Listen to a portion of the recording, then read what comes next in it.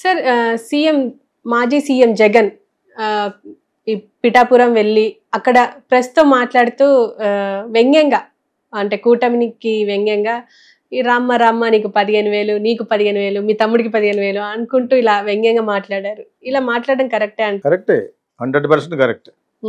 Promise చేసినవి అన్నీ ఒకటి కూడా చేయలేకపోతాను చంద్రబాబు నాయుడు. ఓకే, ఇంట్లో ఎంతమంది ఉంటే అంతమందికి వాళ్ళు ఒక 15,000 ఇవ్వటం పెట్టి నేను మనిషికి 15,000 ఇస్తాను అని అన్నవాడు అది ఎగతాళిగా మాట్లాడతాడు. మరి మాట్లాడిపోతే ఎలాగ అర్థమవుతుంది?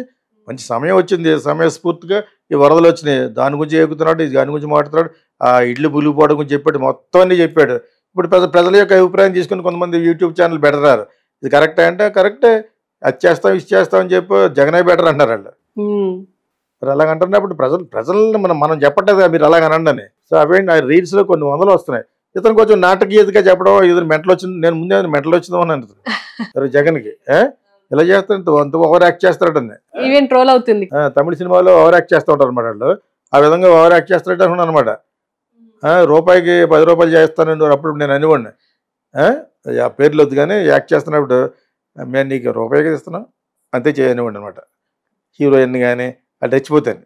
మీరు ఎలా చేయమన్నా కూడా ఎంత ఇస్తే అంతే దానికి ఎక్స్ట్రా చేసామనుకో దొల్లేత్తని చెప్పానమాట. అంటే అలా కొంచెం ఎక్కువ చేస్తున్నాడు మనవాడు. ఇలా మాట్లాడుతున్నాడు అనమాట. సడన్గా అదే పెట్టారు ఎవరో. అది అతనికి అలా మాట్లాడడం తెలీదు. ఎందుకంటే ఇంకా ఐప్యాక్ వాళ్ళు సజ్జల రామకృష్ణారెడ్డితో తిరిగి వాళ్ళు ఏం రాసిస్తే అది మాట్లాడినప్పటికీ నీకు అసలు దైనందిన జీవితంలో బిహేవియరే పోయింది. ఇప్పుడు ఇలా మాట్లాడడం ఎలా ఉందంటే చాలా హాస్యాస్పదంగా ఉంది. నీకు అసలు మాట్లాడడం రాదేమో అనిపించింది. కాకపోతే మాట్లాడిన దాంట్లో పాయింట్ కరెక్ట్. చాలామంది అంటున్నారు ఆల్రెడీ అతను చేసిన ప్రామిస్లో ప్రస్తుతానికి ఫ్రీ బస్ పెట్టాడా? ఏది జరగదు. చంద్రబాబు నాయుడు గవర్నమెంట్లో అన్ని అబద్ధాలే మాట్లాడతాడు అతను. అక్కడికక్కడికి ఇత్యాలు చేసుకుంటాడు. ఇంకా అదేదో గౌడు గేదె మీద వర్షం పడుద్ది బట్ దొండపోదు ఆ విధం టైప్లో అతను అంతే అతను లాస్ట్ ఇది హీ వాంట్స్ ఓన్లీ మనీ. ఇప్పుడు వీళ్ళు వచ్చి ఏం చేయాలో చెప్పకుండా పోయినసారి వాళ్ళు చేసిన పొరపాటు వల్ల ఈ గేట్లు ఎత్తలేదు, పోయినసారి ప్రకృతి వైపరీత్యం వీళ్ళ వల్ల తప్పులు వచ్చింది. అదే 21 అన్నాడు అప్పుడు ఒక మనిషి. వాళ్ళ గురించి మాట్లాడతారు, నువ్వేం ప్రామిస్ చేసి వచ్చేవే బాబు అని చెప్తుంటే వాళ్ళ గురించి మాట్లాడతావు ఏంటని అంటున్నారు అతను. ఇది కానీ ప్రబలంలోకి వస్తే వీళ్ళు తొందరగా పడిపోతారు. ఎందుకు ఉన్నారు అక్కడ? కనీసం 15+2 17 సీట్లు, నితీష్ కుమార్ ఒక 15 సీట్లు అది ఇచ్చారు కాబట్టి వాళ్ళకి కూడా వేరే గత్యంతరం లేక వాళ్ళు అలాగే ఏడుస్తున్నారు. సెంటర్లో వేరే గతి లేదు వాళ్ళకి. వాళ్ళు అరుచుకుంటూ ఉన్నారు. కాకపోతే బీజేపీయే రావాలి కాశ్మీర్లో. అంత మంచి పాయింట్లు పెట్టారు కాబట్టి కొన్ని చోట్ల వాళ్ళే రావాలి, లేకపోతే హిందూయిజం పడిపోతుంది. హిందూ పరిరక్షింపబడాలంటే బీజేపీ రావాలి కొన్ని స్టేట్స్లో. ఓకే, రాహుల్ గాంధీ అలాగేలా ఎందుకు మాట్లాడంటే రాహుల్ గాంధీ ఈజ్ హాఫ్ ముస్లిం అతను. ఈజ్ గ్రాండ్ మదరే ముస్లింని పెళ్లి చేసుకుంది, ఫిరోజ్ ఖాన్ ఎవరినో.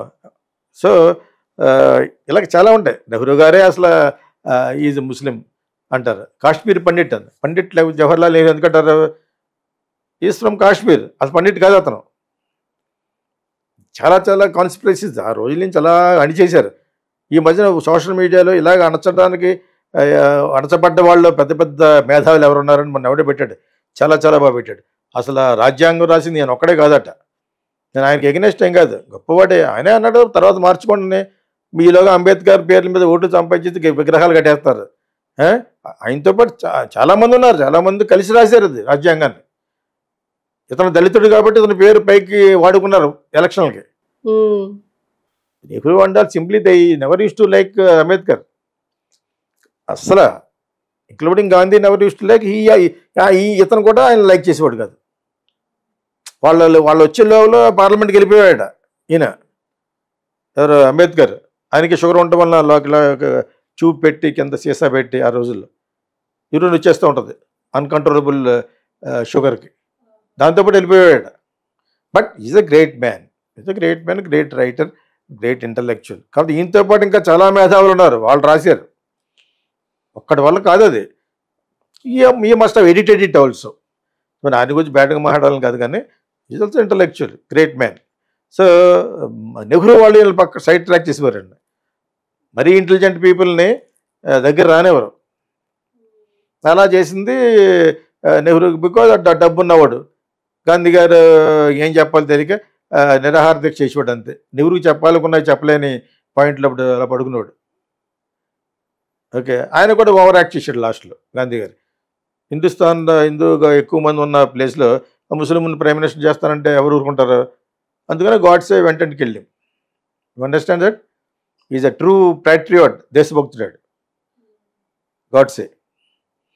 డాన్ గాంధీ అంటారు కొన్ని చోట్ల. అందుకని మంచివారే, మహానుభావుడే. కానీ ఇటువంటివి చేస్తే ఊరుకుంటారా? 10 మందిలో 2 ఉన్న ముస్లింలకు అతనికి ప్రైమ్ మినిస్టర్ ఇచ్చేసి ఊరుకుంటారా? It's not like, it's better to separate అన్నారు. అందుకనే పాకిస్తాన్ అది వెంట ఆఫ్ టు పాషన్ పట్టుకెళ్ళిపోయింది మొహమ్మద్ అలీ జిన్నా తోటి. ఈ ఇండైరెక్ట్గా మీకు గాంధీ సినిమాలో చూపిస్తాడు. గాంధీ సినిమాలో ఏమి చూపిస్తాడు? మహమ్మద్ అలీ జిన్నా క్యారెక్టర్ వేసింది ఒక పెద్ద అడ్వర్టైజింగ్ పర్సన్, అలెక్ పెదంసి అని. ఆయన యాక్ట్ చేశారు ఆ క్యారెక్టర్. ఆయనలాగా ఉంటాడు అనమాట ఈయన కూడా. ఇలా అందులో ఎవరెవరు ఎలాగ ఉంటారో వాళ్ళనే పెట్టాడు డైరెక్టర్. ఓకేనా? బెన్ కిన్స్లీని బట్టి గాంధీ, రిచర్డ్ ఆటన్బరో వచ్చి డైరెక్టర్. 12 సంవత్సరాలు రీసెర్చ్ చేశాడు ఢిల్లీలో ఆఫీస్ ఓపెన్ చేసి. గాంధీ నడక కాడి నుంచి ఎలా నడుస్తాడు అంత పర్టికులర్గా, అది సినిమా అంటేనే. So why I'm telling this again and again. అంటారు తెలుగుదేశం అంటారు, జగన్ నాటకీయతగా అంటాం తెలియలేదు. అంటే అతనికి మాట్లాడే జనరల్ బిహేవియర్ కూడా ఒకప్పుడు వాళ్ళు రాసిచ్చేవారు అనమాట. సజ్జల రామకృష్ణారెడ్డి అన్నవాడును వేస్ట్ఫుల్ అవుతుంది. తర్వాత ఇంకోటి ఐప్యాక్ అన్నవాళ్ళు వాళ్ళ యొక్క అనుసంధానంలో నడిచి ఈజ్ యాక్టెడ్ కాబట్టి అది ఇప్పుడు నిన్న మాట్లాడితే చాలా అసహ్యంగా ఉంది. ఇది కానీ మెంటలెక్కిందన్నాను నేను. ఒక విధంగా పాయింట్ కరెక్ట్ అయి ఉండొచ్చు, కానీ ఇంట్లో ఒక్కొక్కడికి 15,000 ఇస్తానన్న పెద్ద మనిషి ఒకటిగానే ఇవ్వాలి కదా. అది నాటకీయతగా చెప్తున్నాడు కడప స్టైల్లోను. మనకి ఇక్కడ అలవాట్లేదు కడప స్టైల్, అర్థమైందా? వాళ్ళకే తెలిసింది అది. ఇక్కడ ఏంటో ఇలా మాట్లాడుతున్నాడు అనుకోండి అనమాట. నేనైతే ఆశ్చర్యపోయాను అసలు. ఇటు ఇలా మాట్లాడుతున్నట్టుకి కొంచెం ఏమైనా మతి కానీ చెడిందా? అటు ఎవడో రాశాడు కింద ఆ పదవి పోవడంతో మతి సీమితం పోయిందని. అవును, నువ్వే పంపించావు నాకు అది. So but what ever it is, what ever అది ఎలా మాట్లాడినా ఏంటంటే సారాంశం కరెక్ట్, అతని యొక్క ఆవేదన కరెక్ట్. ఇక్కడ ఈస్ట్ వెస్ట్లో ఏమనుకుంటారంటే మనం ఏదైతే బాధపడుతున్నాయి ఏంటో అర్థం చేసుకుంటే, ఓహో చంద్రబాబు నాయుడు చేసిన ఈ పనికిరాని ప్రామిసుల గురించి మాట్లాడుతున్నాడా, ఓకే. కానీ ఈ విధంగా మాట్లాడుతున్నాడు అనుకున్నాను అనమాట. ఈ సినిమాలు ఎక్కడ పెట్టుకోవచ్చేది, పుష్ప లాంటి సినిమాలు తీస్తున్నారు కదా, అక్కడ పెట్టుకోవచ్చేది. లేకపోతే చాలా నాటకీయతగా కీసు గొంతుతోటి మాట్లాడటం కూడా తెలియట్లేదు అతనికి. సో అది అతను మాట్లాడేవారు సారాంశం కరెక్ట్. ఇది అందుద్ది కొంతకాలం వరకు. చాలా మంది ఆల్రెడీ కొంతమంది రీల్స్ పెడుతున్నారు, అది చేస్తాం ఇది చేస్తాం అని చెప్పి ఏం చేయకుండా అతనే బెటర్లాగా అనిపిస్తుంది అని అని అంటాడు. ఒకటి వచ్చి పిఠాపురంలో ఉన్నాడు. పిఠాపురం ఒకటేనా అందరికీ? అది ఎంత ఉందో పక్కన, కాకినాడ పక్కన. అక్కడ అది ఒక్కడైనట్టు పక్కన వేరే పనులు ఏమిటి?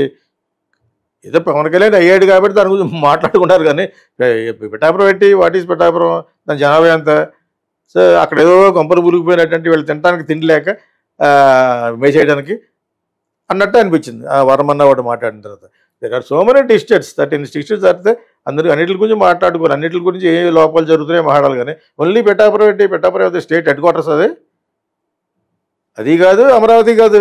అమరావతి మునిగిపోయిన తర్వాత అందరూ నమ్మకాలు పోయినాయి. మనవాడు అడుగు పెట్టాడంటే జరుగుద్ది. ఆయనకు వచ్చిన బ్యాడ్ అది జాతక రీత్యా. చంద్రబాబు నాయుడు గారికి ఉన్న బ్యాడ్ ఏంటంటే లెగ్, అరాచకమైన